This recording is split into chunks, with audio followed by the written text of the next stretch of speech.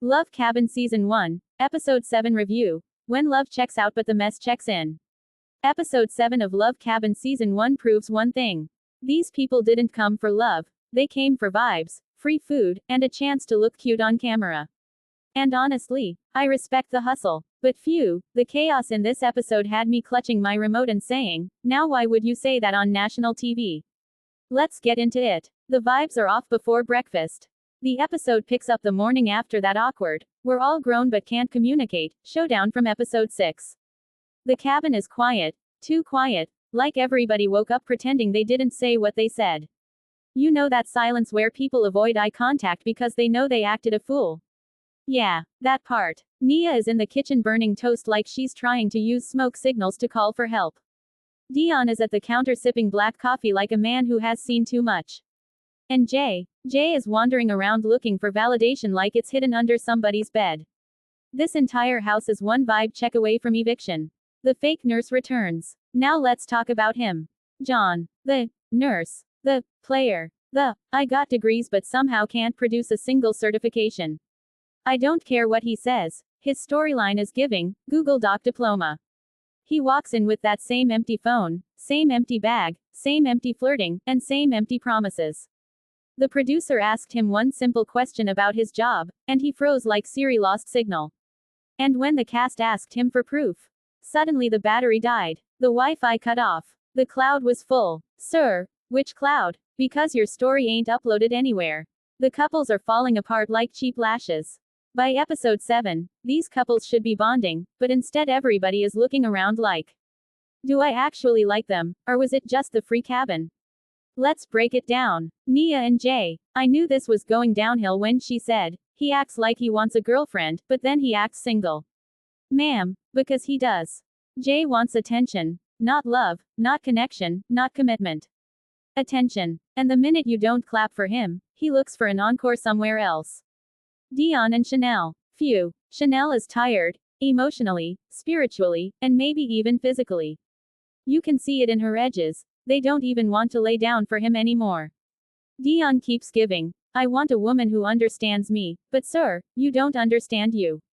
Antonio and Lexi. The only couple trying. The only couple communicating. The only couple acting like they watched at least one YouTube video titled, How to Not Ruin a Relationship in 10 Days.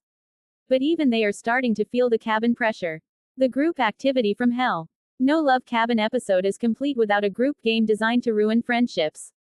This time, they played Truth Check, which is basically, let's expose everybody's lies for ratings. And baby, it delivered. When the question card said, who here is the fakest? Everybody looked straight at John. Even John looked at John. Then Nia said, some people keep switching their stories, and Jay's lips tightened like he wanted to argue but couldn't, because she wasn't wrong. Chanel tried to be the peacemaker, but you can't mediate when everybody is committed to misunderstanding each other. Dion kept interrupting her, making it the Dion show, and she had to remind him that she also has vocal cords. The heated argument nobody asked for. The real fight of the night. Jay versus accountability. He hasn't won a round yet. Jay tried to explain why he was pulled back emotionally, but his explanation was giving. I just didn't feel like trying, but I still wanted you to chase me. Nia said, you don't know what you want. He blinked, stared, tilted his head, said, that's not true. Then couldn't explain what he did want. Sir, please. Meanwhile, Lexi stepped in to support Nia because she's the friend who refuses to let you take delusion home as a souvenir. The production shade was wild. This episode had the shadiest editing of the season. Every time John talked about being a nurse, the camera zoomed in on the empty notebook he claimed were work notes. Every time Jay talked about being emotionally available, the producers cut to a shot of him staring at his reflection instead of listening. Every time Dion said he didn't start drama, they played a montage of him starting drama. Production was tired, and the editors were fed up. The late-night confessionals were pure comedy. Everybody went to their confessionals to talk trash like their stipend depended on it.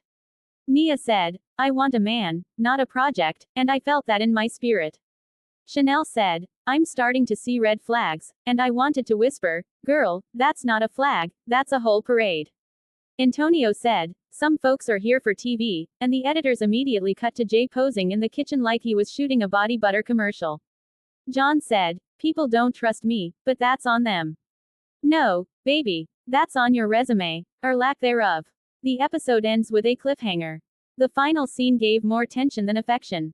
No hugs, no holding hands, no kisses. Just everybody staring at each other like the lights went out and nobody wanted to admit who forgot to pay the bill. The host teased a major twist next week, something about truth coming to light. I am praying the truth is finally John's real job. Overall rating: 8/10 for mess, 3/10 for love. If you came for romance, episode 7 is a disappointment. But if you came for shade, chaos, fake jobs, confused men, and a cabin full of people who should have gone to therapy instead, this episode was delicious, and messy, and shady, and probably the best reality TV they've given us yet. Episode 8 better come ready, because this drama is not done.